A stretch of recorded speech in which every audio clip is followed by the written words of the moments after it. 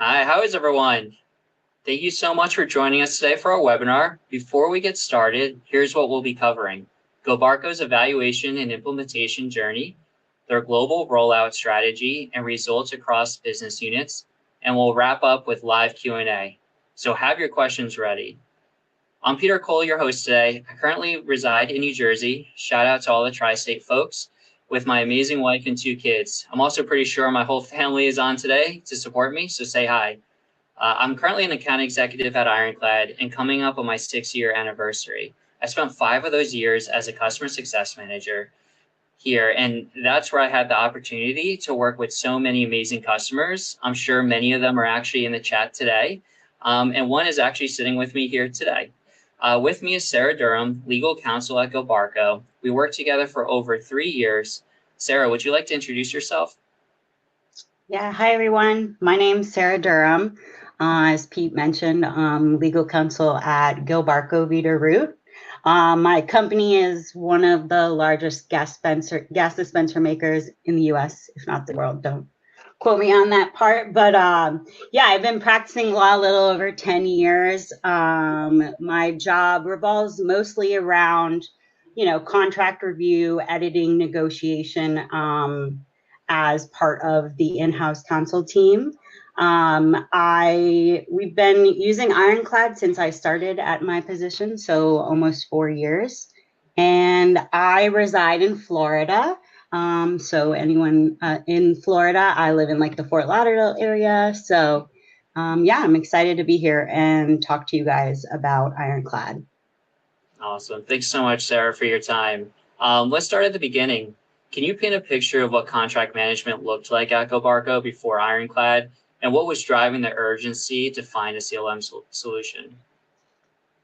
Yeah, so a major part of how we manage contracts prior to implementing the CLM was probably what a lot of you are doing if you don't have a CLM, a lot of emailing back and forth. You get the request via email, red lines, back and forth, stuff's lost in translation. We didn't really have any central repository. So it was sort of like maybe on a shared drive, some stuff on people's local computers. And then, another thing that we were trying to control here is the signature process. We had things that were being signed without legal being reviewed, and it was something that, we wanted to work on getting control of those issues, having everything be submitted, reviewed, signed, stored, all in one location. So that was really what prompted us to go out and go to market for a CLM product. Amazing. Yep, pretty common from what we hear across the board. Were there any specific breaking points or examples that made this status quo just unsustainable? I really think that it was a combination of, things are being purchased outside of like that legal review, right? Like we want to make sure the financial aspect, we have a hold on that, but also that legal is like controlling all of the reviewing and the negotiating, and people aren't going outside of legal to get that done. So, I think it was really something where the legal team decided that they were going to make a change and make a move over to a CLM and get everybody on the same system. One thing that we did have when we were looking at CLMs is, we had a competitor procurement tool that had a similar CLM add-on, but it wasn't really what we were looking for. So we did have some internal debate about which system we should go with. And, at the end of the day, Ironclad was something that worked with what legal needed, and that, we were supporting the tool, we were rolling it out, we were having all of the steps that we were going to control that. So it was something that at the end of the day, we decided this was the tool we're going to go with because it worked best for what our needs were. And obviously as an organization, it does work for us. But, I think at the beginning, specifically, we had to come together and problem solve and decide what was going to be the best product for our organization. I love that. Can you help us understand like who was involved in that decision-making process and like what was your main criteria? Yeah. So I came on after I think, a majority of the going to market and then looking at the CLMs out there. So when I came on, there were really only two competitors, I guess, Ironclad and then this other tool. So I would say the stakeholders were, the C-level legal team, and then our finance and procurement team really had like a vested interest in being involved in the CLM from the very beginning. So we had, I don't know if you guys know what a Kaizen is. It's part of the Toyota model. So that was something that's something that we do internally, and we actually got together as a team and invited procurement. And it's a problem-solving model. You come with, here's kind of what our issue is, and work through that together. So I would say that that's who came to the table, and we had this meeting together and came to the decision that Ironclad was the best product to move forward with. And what made you come to that decision? Were there any like key functionality that really stood out during that evaluation process? Yeah. I mean, I would say that the major things were, one, that we weren't going to be taking things via email anymore. You have all of your users that can come in and make requests directly into the system. Also, we really liked that you could edit everything in Ironclad, and it saves all the versions, where if you're doing things via email, those versions can be lost in the shuffle. You have the ability to send things outside of the system. And again, I would say the last piece is that the signature process and everything signed in Ironclad and then stored there. So I think those were, the top reasons we decided to go that route. Awesome. Love that. So you mentioned that all these different stakeholders were involved in the evaluation process, but like we always talk about how contracts are unique because business can't get done without them. They touch so many different teams, from sales to procurement. Can you just kind of walk us through like how did you get buy-in from all these other teams, especially if they're used to other systems or processes, and what did getting buy-in look like at GoBarco? And then to follow up to that is like, did you receive any resistance, and how did you handle that? Yeah. I'll answer your second question first, because I feel like it's easier, and then go into how I handled that. Yes, I did encounter resistance. And it wasn't, it wasn't in terms of we don't want to do this. It's more in terms of people don't know something. They've been following a process, if they've been there 10 years, they've been following the same process. And it's also learning a new system, learning a new tool. So yes, I did have some hesitation, and I think anyone likely will have some teams, some users, kind of a little hesitant. But how I did that, how I was able to combat that is, first of all, the number one thing is getting that buy-in from management, getting the buy-in from your upper level, like C-suite team members, getting them their support, knowing that when you push this product out and you say, we're not accepting requests via email, that they're going to have your back and saying, yes, we're not doing this. So I think that was the first thing, is getting that buy-in from them. So it's sort of that like trickle down effect of enforcement. The second thing was communication. We did a lot of communications before it was actually rolled out. We got groups of users from managers. Again, like lots of communication, lots of prepping before it was actually rolled out. And then I would say the last thing is, I think I may have mentioned my company's international. So we started with smaller groups right? You could start with either, either team-based basis, like, right, like we started with the procurement team and then we integrated sales team. My company has 9 different operating companies under them. So that meant also rolling it out to different organizations and around the globe who, everybody does stuff different. So that was really how we started, in smaller groups. And then it was, we're starting with this operating, Gilbarco's first, and then kind of adding on the others. And then, this past year or so, we really started diving into making sure the rest of the world was implementing the tool and using it like we were here. Great. So just to quickly recap, getting management or leadership buy-ins are incredibly important to help drive adoption and a successful program.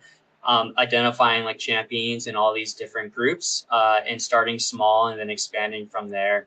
And then really taking a methodical approach to implementation and starting with those small groups so that you can expand organically across the organization, which kind of leads us into our next section where we're going to be focusing on the implementation approach you took. I know you took like a methodical approach to rolling out Ironclad globally. Can you just walk us through like what that implementation strategy was? Yeah. I mean, I think the biggest thing was the first part was we wanted to get everything that we had saved locally into the repository. That was kind of like our first step. And then again, like I mentioned, it was kind of starting in those smaller groups. We started off simple with a few template workflows. Your NDAs are a really great first template workflow. It allows your people to self-help, your users to self-help, especially if you take out, hey, it's our NDA, no red lines, legal doesn't need to be involved. So I think that was our approach too. And then we had one third-party paper request form. So, we started off with a few workflows and built that out. But again, smaller teams, smaller groups, expanding there. And then, if you work at a company that is international, that's again what I would like. Start with your region. I of course I mentioned I'm located in the US. My team supports North America, South America, and Canada. So this is the regions where I started with. And then I do have someone, a counterpart that supports our EU and EMEA team. So that was really like the focus after, rolling it out to the users and the operating companies in the US, making sure that everyone across the globe, across all of the enterprise, was using the tool in the proper way. So, and again, going back to having that support from upper management, even is more important when you're rolling it out into regions that you don't support specifically. I think having that buy-in from them is important. And for me, I mentioned I had a few pushbacks, and a lot of that was from some of my procurement team, and I really just think it was because they had a tool that they liked and it just had this CLM. But once we all got in there, we started using it. I always call them now my best customers, because they submit the most requests, hands down, out of any of my users. They are using the tool the most now. The people that I actually like sort of had that hesitation at the beginning, are now using the tool the most, which for me is great. It feels really good as the admin to have that. But again, I think people don't know, they don't like what they don't know. So it's all about, I'm very like, I had open office hours. Pete, you probably remember me and you did lots of live trainings. So that was something I provided for my team. And I think that was important to give people that chance to ask questions too. That was a long-winded answer. No, that was great. I love a good skeptic to turning into champion story. So that's great. You mentioned the NDAs. I love using the NDA as a good starting place because they're typically high volume. As you mentioned, they're self-service. It's an opportunity to push your paper and only getting legal involved when absolutely necessary. how did you, like, when you were thinking about like the global rollout, like how did you think about I know you mentioned the regions that you supported personally versus your counterpart supporting EMEA, but like how did you decide the order of the rollout? Was it just based on like the area of your responsibility?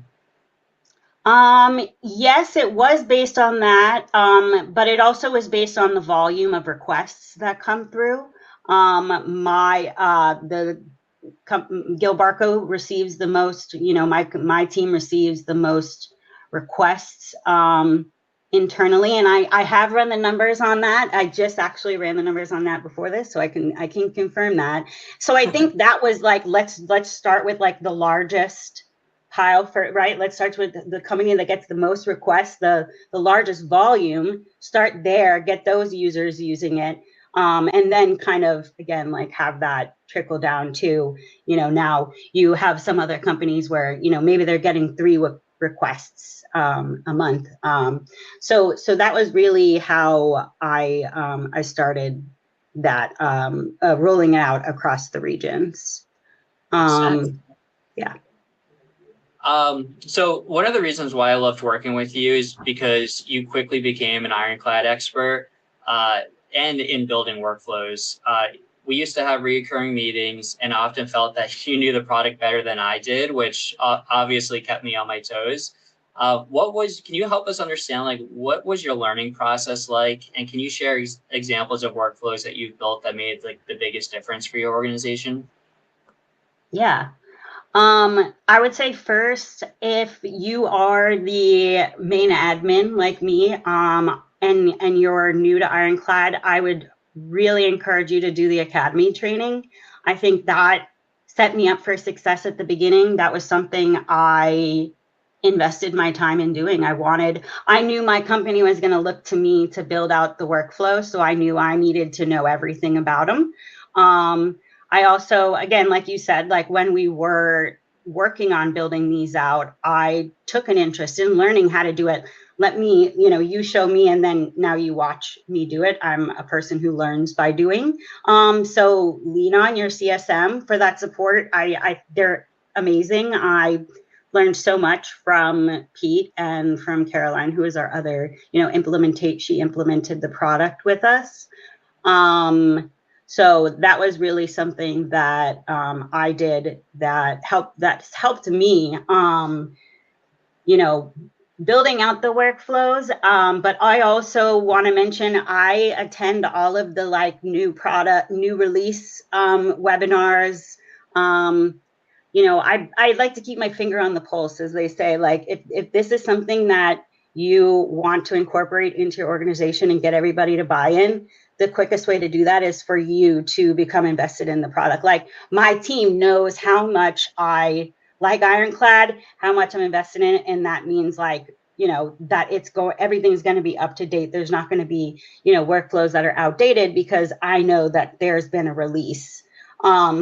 So that's that piece. As far as the workflows that I built out, I think that NDA you use is a great example. Basically, any template that you use on a consistent basis, right? I actually have another template workflow for our amendment workflow, because we have a lot of people who need to like update information, so that's something, again, that I turned into a template, and it really allows your users to self-help if they don't need to get legal involved. I would say the biggest there's 2. I'm working on my first public workflow right now. And that, if you guys don't know, is where your counterparty can come to your website, and there is a link where your launch form is actually embedded. So if they click that link, it actually will bring them to the launch form to start a workflow. So this is the first external public workflow I've been working on, which is exciting. But I think just a success story I would love to tell is my field service team, who these are the guys out there going and like repairing our dispensers if they need that. Going in, these are people like boots on the ground, and I really wanted to set them up with template workflows to make it as easy as possible for them. And I mean, it has changed drastically. This was where a bulk of our agreements were coming from. And now everything I see has transitioned to coming through Ironclad now, because I set them up with these workflows that were their templates, specifically geared to what they need. And, it goes to the customer to answer their part. It's probably the most complicated workflow I built. I'll tell you this: learn how to do conditions. That's probably my biggest advice. If you're going to be the one doing workflow designer, learn how to do the conditions, and literally everything from there is easy, because that's probably the biggest learning curve. At least for me, it was. But once you have that, you're like, you can build them out. Now I can build out them much quicker than I used to be able to. I love that story, because you often think about folks who are requesting contracts just like sitting at their desk and submitting that request. But that's a great example of folks like boots on the ground. They're on the go, and they're still able to leverage Ironclad to get business done. Absolutely. Let's take a step back real quick. You mentioned you attend the webinars, you read our support center, like whenever we're rolling out features. How do you communicate that out to the team then?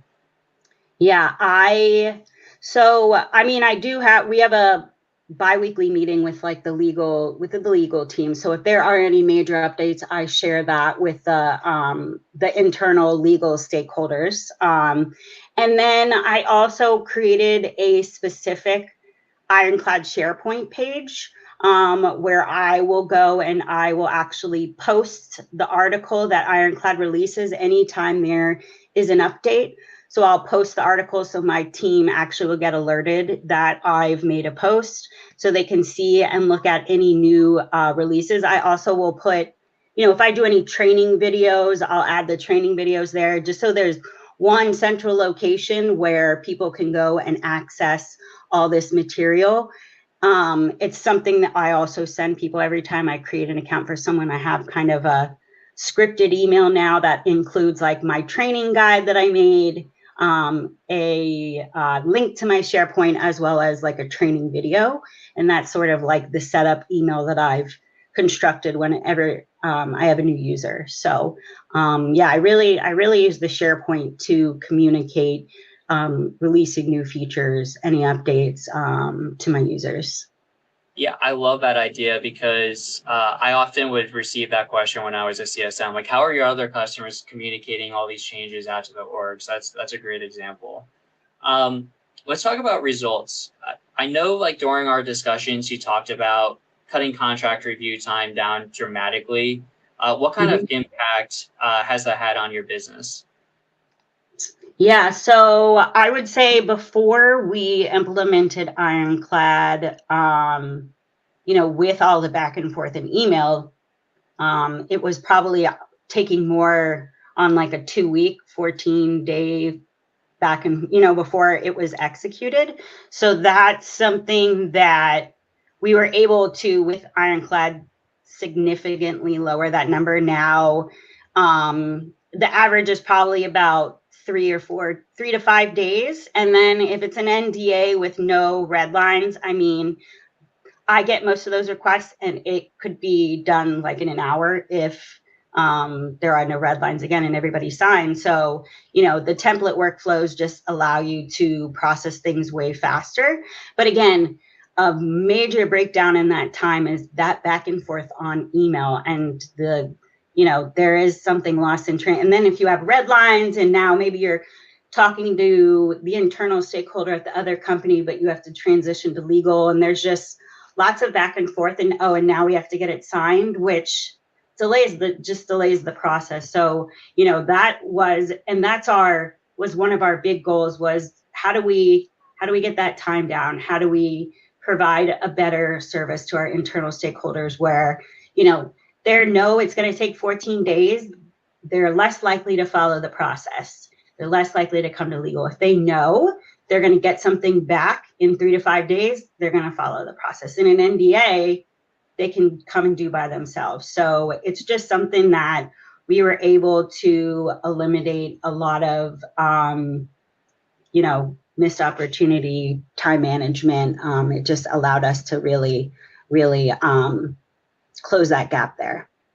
And to that point, did you have an exercise where you're showing your internal customers, like, hey, look how much faster the review process is if you push our paper versus receiving third-party paper? Is that like a conversation you all have? That is a continued conversation, yes. And it is something that, of course, that we push for, especially for our NDAs.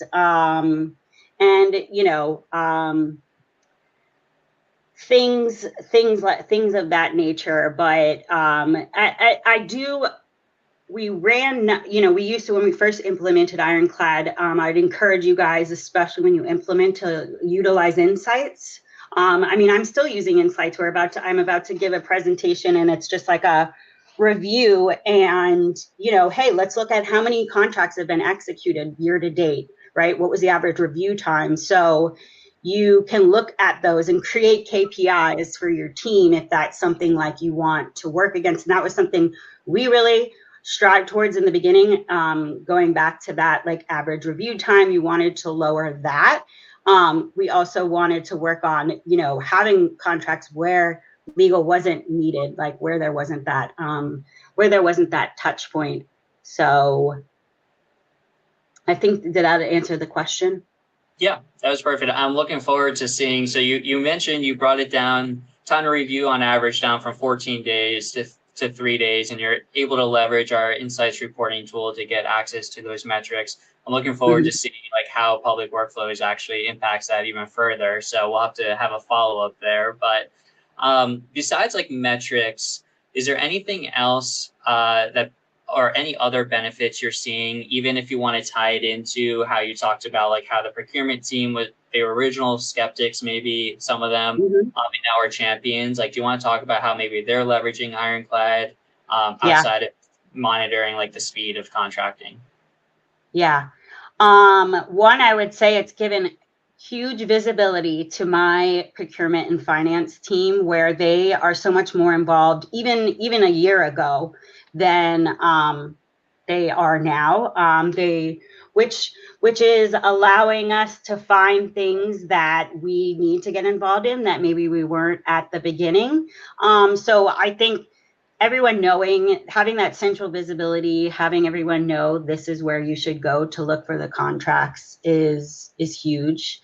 Also, revenue recognition. If that's something that your company has to do, this is something that we had to, finance needs to be in there and approve. You could set it up. Ironclad has the ability, as I said, the conditions where, you can set it up if there's a threshold where you need to get finance involved. That's how we have it, like a certain dollar amount.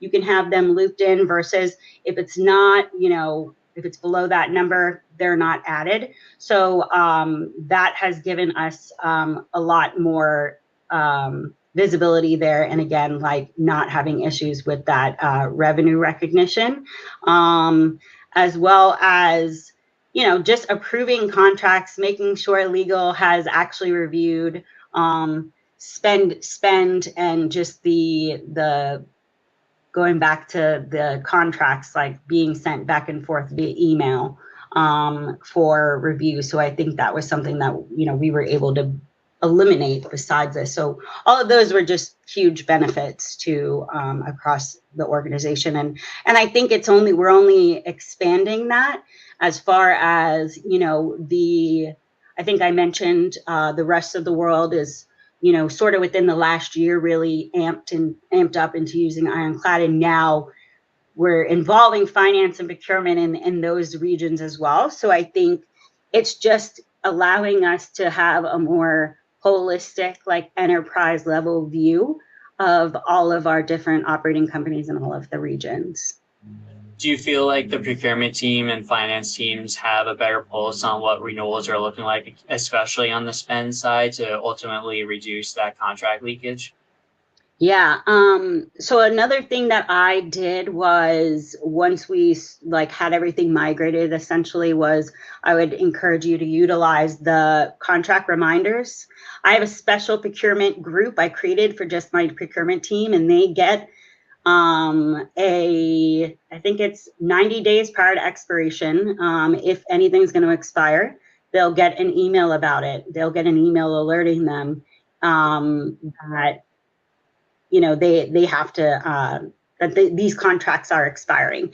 And my finance team every month does a report and comes and review all of the contracts that are outstanding, even ones that have been in there. I had someone ask me a question about one that was in there over a year ago.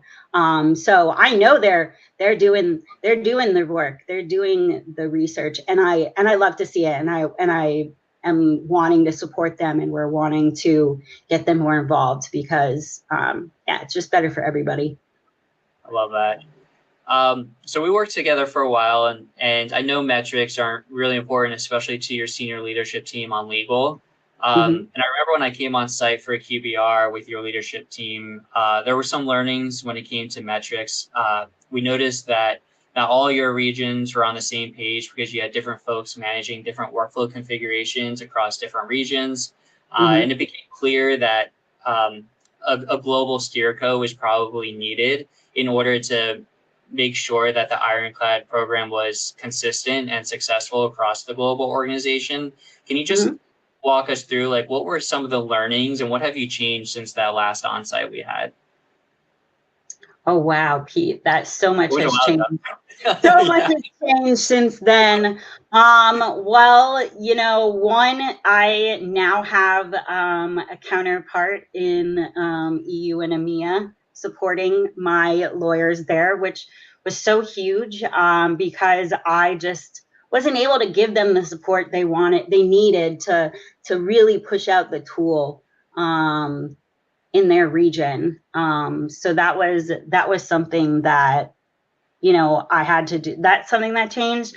I mean, so much has changed. We're doing public workflows. We just imported our entities, and I'm trying to work with our CSM, Lakia, on connecting the records to those entities.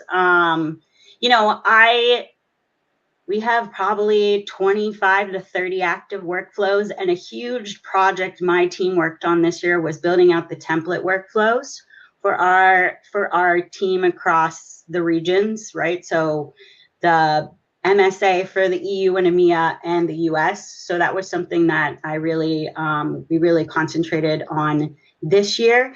And then, of course, I think the other huge thing was when Ironclad, the big release this year where the dashboard totally changed, and all of my users were like, what's going on here? Which, it was actually an opportunity to kind of reset and sort of retrain people on how to use the product, as well as myself. It took me forever to actually learn how to email.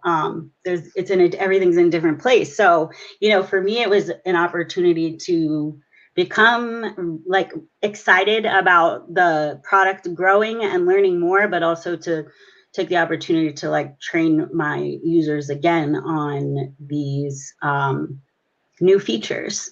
But yeah, I think, for the rest of the year, it's really, if you guys don't know what last thing I promised, Run AI, I think, is our last project of the year, where we previously, when we joined Ironclad, Run AI was not developed yet. And this is where your imported contracts can have the metadata. You can have the AI read the metadata and basically make predictions for you. When is the agreement date? When's the executed date? When does it expire? All of your clauses. And you only have to confirm that information. It basically OCRs it for you and picks out the properties. We have about 2,000 of them that need verification, but that's only a fourth of what we had. So don't be scared by that number. And it makes it more manageable when I'm really just clicking, yes, this information is correct. I'm not, versus previously having to actually insert the properties.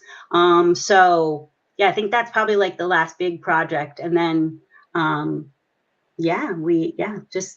I'm excited for next year and, seeing what new features we have.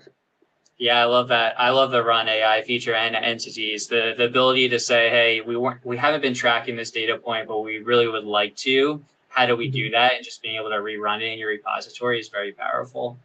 Um, Absolutely. so on a personal level, I often tell folks, and I've witnessed a lot of like career advancements due to their work on Ironclad. And I even actually had recently a future customer tell me they saw Ironclad experience on a job posting as like a nice to have.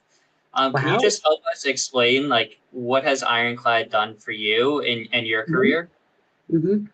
Yeah. So first of all, I don't want to say Ironclad got me this job because I had actually already implemented a CLM at my last job. But when I was applying to this job, that was actually, like you said, that was something that they wanted. They did want a lawyer who also had previous experience with the CLM. And you probably thought you would never find that niche set of skills, but here I am. So again, I came in knowing that I was going to be implementing a tool, but not knowing which tool. So I only had one other previous experience with this, and I won't name, but like Ironclad's just blows it out of the water. There's not even a comparison. It's yeah, I'll just stick with that. I think that as I mentioned at the beginning, I am like the main Ironclad admin for the organization still, and I still do all the training. Still, I mentioned I have a counterpart now in EU and EMEA supporting the lawyers. I did all of her training on, teaching her how to build workflows, telling her, showing her, updating the workflows with her for her region. So I think internally it has allowed me to get access to more people that I normally wouldn't have access to, like our chief legal officer knows who I am because I send things to her for review and signature. So there's just like that small, area of visibility that I'm getting that I wouldn't normally be getting if I wasn't doing Ironclad. But outside and everyone knows like Sarah's the Ironclad expert, the guru, whatever. That's my thing, and I like that. I really love the product and I'm passionate about it, so everyone knows that they can come to me and ask me questions. But again, it's being the guru kind of gives you job security as well, right? Like no one really knows how to use the tool as well as I do because no one's put the time and effort. I mean, don't get me wrong, people have put the time and effort, but as much as I know, like the designer portion, keeping on top of the releases, nobody else does it. So, there is that putting yourself out as like the champion, and people see that as like, oh wow, she's like willing to like take on something that not a traditional lawyer role really, of what, so it's opened me up to like taking on more non-traditional tasks at the organization, which I really like.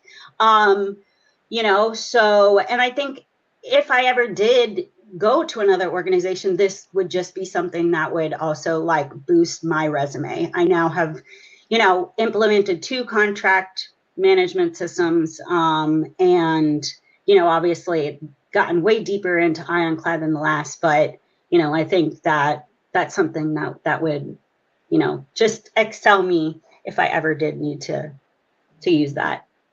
I love that. And like I said, you know the product better than I do, so I believe you. So you mentioned a little bit about what your roadmap looks like internally. So you have, I think, maybe 3 big projects, right? The one is the public workflows. 2 is entities, being Mm-hmm. able to push your entities via the API and mapping those to the right contracts. And then 3, I'm blanking on what was the third one. Run AI in the Yes. repository. So, Yes. out of those 3 projects, which one are you most excited about? Oh gosh, well that's a loaded question, Pete, because I feel like I want to say the Run AI because that metadata is going to help my finance team and help my procurement team with renewals. and expiration. So I really want to get that information in. However, that is the biggest lift because that is the one that requires us to verify those 2,000 records, not 12. But that's probably the one I'm most excited about. But it's just, you know, getting the time to get that verified.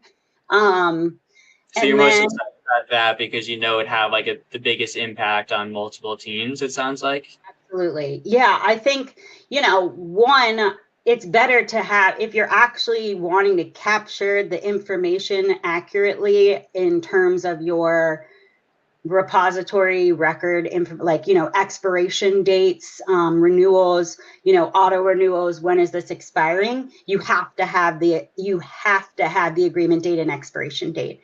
And unfortunately, you know, that is something that now we're learning, you know, we have to go back and correct those documents that, and it wasn't our fault. We just didn't have the Run AI at the beginning. It was just something, you know, these were imported previously. So yeah, so I think that's probably why I'm the most excited about that one, is because that one is going to help my team the most.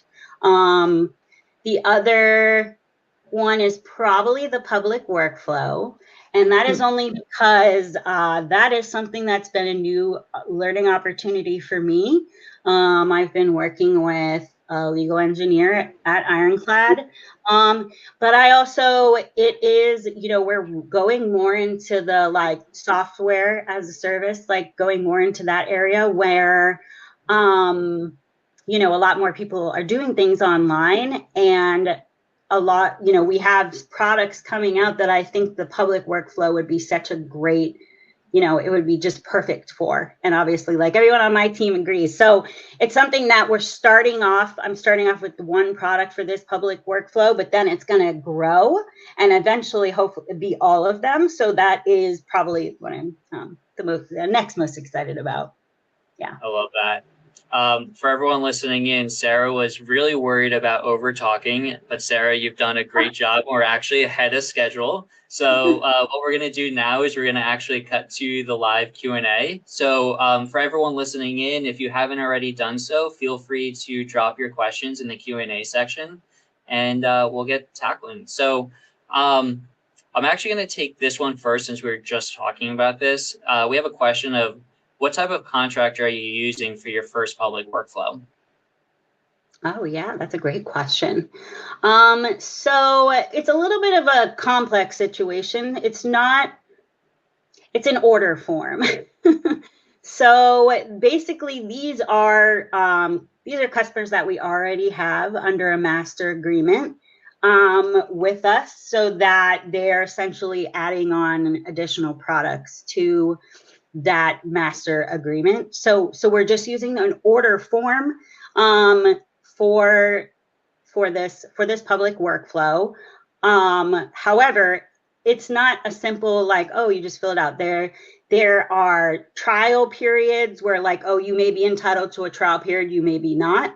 There's different customer pricing for everybody. I have tables on this order form, you know, conditions, a lot of conditions built in. So I'm saying, oh, it's just an order form, but it is, you know, still a fully baked workflow with conditions. But, you know, I would say, you know, if you're a company that has a lot of traffic on your website, a first public workflow that would be great would be an NDA. The reason why we didn't do an NDA is because we're not at a point where, you know, a lot of companies are hard line on no red lines. We take red lines, you know. I would like to get away from that, but don't advertise that in case any of your customers are here. No, I mean, you know, it's just that, you know, you have the opportunity to request, maybe I should say that, you have the opportunity to request red lines. So, you know, and I think the public workflow in general, like, works for, you know, you could have like a click to accept, where if you did use your NDA as your first public workflow, you could do that, click to accept, no red lines, you know, bing, bing, everything's done and signed. So that could be the other. We use public workflows for our NDA, and it's game changer here. Yeah. All right. So during rollout, were you then juggling both systems at the same time for a while, the old email base and the new Ironclad system, which is actually a great question because we didn't even really discuss about like the hard cutoff. So maybe we could jump into Yeah. that real quick. Yeah, that's a great question. I think I mentioned during our talk that we had a lot of communication that we emailed out, right? So we gathered our groups of users via, upper level management, went to teams saying, please give me 10 of your people that are going to make requests, right? So now you have a group of people. So I had basically stages of emails that I was sending out, like, here's your like intro email. Here's like this is going to happen on this day. And then the last final email said, we will no longer accept email requests as of X date. You must request everything via Ironclad. And there was a hard stop on it. And that goes back to having that management support, that upper level support, because you may have people that might go around you and go to that upper level management and say, she told me I had to put it in Ironclad. And if they say, yes, that's the process, people will stop doing that and they'll just start going in Ironclad. So that's what we did. There was a hard cutoff date and we did not accept any more requests via email. And it still is like that today. There are still some people who, of course you have new people who don't know, but then, you have some people who need a gentle reminder. Yeah, change management isn't always the easiest thing, but it definitely does help when you have leadership's back, or leadership has your back. And I always tell folks like legal really is the gatekeepers to this new process, and you really have to stick to it in order to drive adoption and make it successful. So we have another question. I think we touched on a lot of this, but post-implementation, how is your company maintaining the tool? Do you have global legal operations team? Do you have regional champions or team champions to help trickle it down from a global legal ops team? So I know you mentioned you have a counterpart who focuses on the EMEA, but do we want to maybe talk a little bit more about that? Like what that cadence looks like? What are you guys discussing? How often are you meeting? Yeah, okay, so I would say when she came on, her and I really spent time cleaning up and working on the workflows that were already built out for her region. We meet every single week, once a week. And this is like now our cadence after a year. When she first started, we were meeting 2 to 3 times a week. Her and I manage the tool. So we are I put on my legal operations team hat. We don't have like a dedicated team. I think eventually that will happen, but as of right now, legal manages and maintains the tool. And as far as like maintaining, it really is, again, staying on top of the releases, because it will mean you'll be updating your workflows.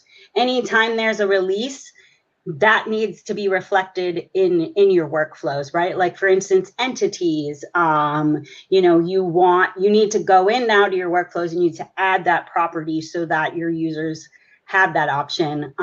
So I guess as far as like maintenance goes, that's probably the thing that you'll have to do the most. As long as your repository has everything set up, it should maintain itself with that Run AI. But just updating the workflows is really what it takes. And having a champion, yes, I love this idea, especially if you don't have an unlimited amount of users, which my company does not.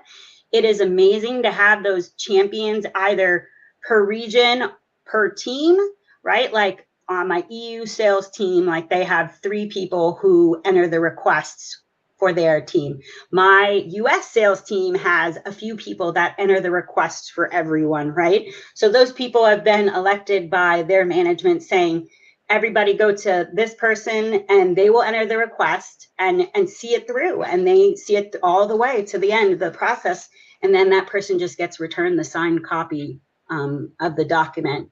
So that really, having a champion in the region is amazing. And you have someone who's buying into the product and buying into the tool, so that when they're explaining, when they're training, people are gonna say, oh yeah, okay, maybe, for me, it's all about, let me show you how Ironclad is gonna make your life easier and how you'll be able to, get things done faster. That's always how I approach a conversation with like a new user. Related to like this idea of managing the tool, have you had to modify any workflows after they've gone live? If so, can you speak to how you found that process and what made Ironclad unique? I have probably updated every single workflow after it has gone live. I have been told by Ironclad that like maybe we shouldn't have as many workflows. Maybe 30 is a lot, because there is that maintenance. However, a majority of my workflows are templates. So like out of those 30, at least 15 are probably template workflows where,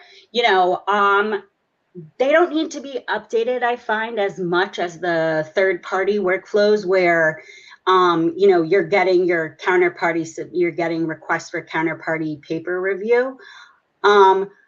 I don't find it tedious though. It's something maybe once a quarter that you'll have to update. I think, are we on a bi-quarterly update release schedule now, Pete? I know it's different. So I really update them when Ironclad makes a release. If you're staying on top of those releases, you'll know when the time comes when there's an update, right? Like here's an example when you guys did the lifecycle management. When we automatically added the expiration date, the agreement date, you had to go in each workflow and say, yes, I want to add that. And that was, I think that was something manual that like, I haven't had to do that since then, but I had to go in and take that action, and you want to make sure that you do that. So yeah, I mean, it's something that I think Ironclad makes very easy. Their guides, their help articles literally have pictures. If you're someone like me, I like to see pictures and read the words. So I find I sometimes need to ask my CSM for support, but in a majority of the time, I can work through those updates myself.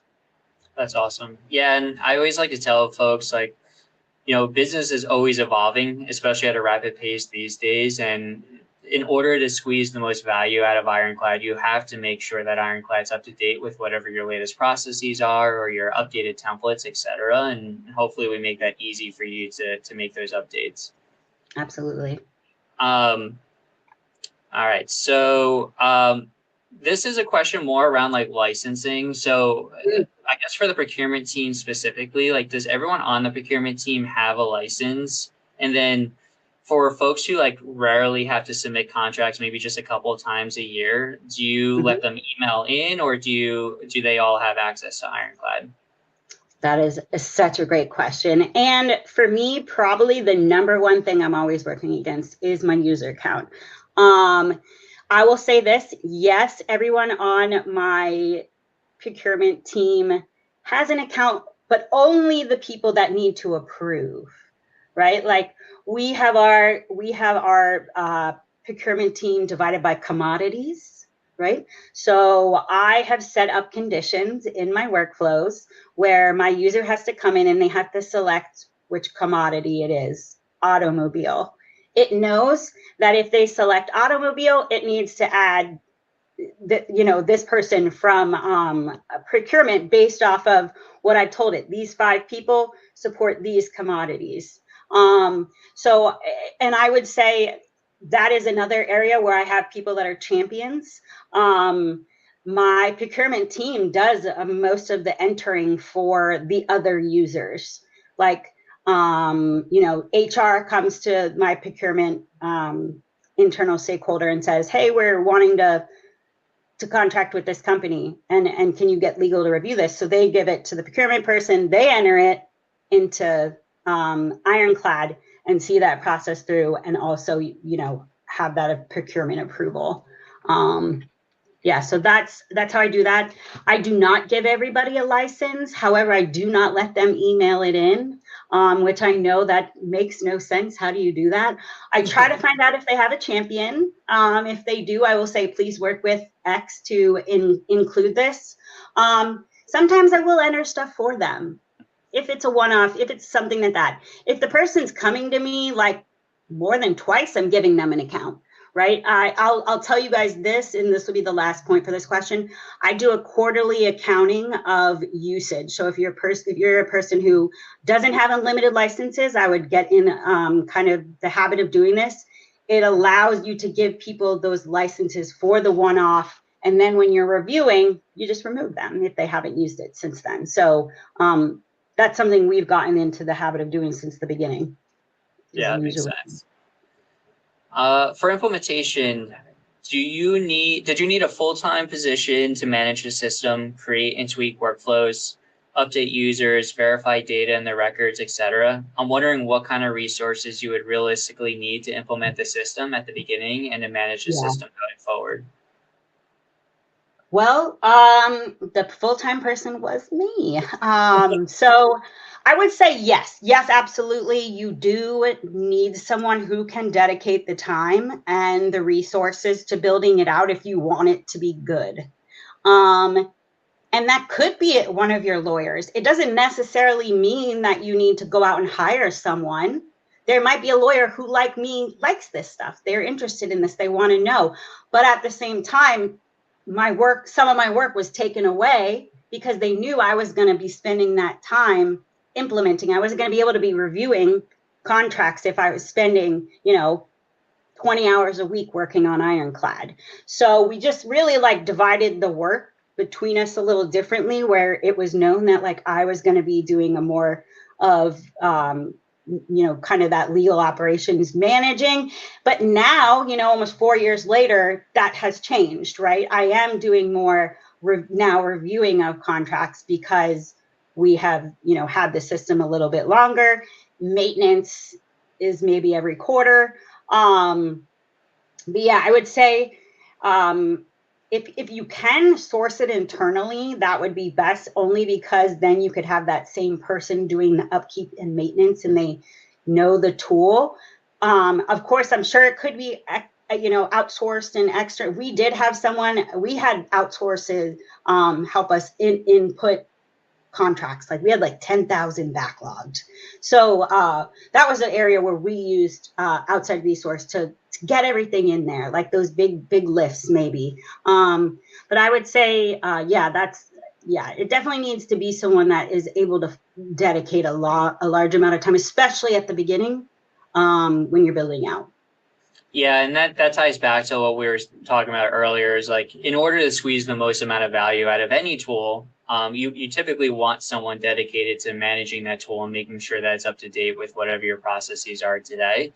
But we do have a whole ecosystem of partners as well who can help manage the tool if ever needed. So absolutely. All right. So Sarah, thank you so much for sharing your journey and insights today.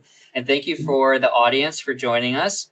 If you're interested in learning more about how Ironclad can help your team, check out the link in the chat or reach out to us directly. I hope everyone has an amazing day. Thank you so much.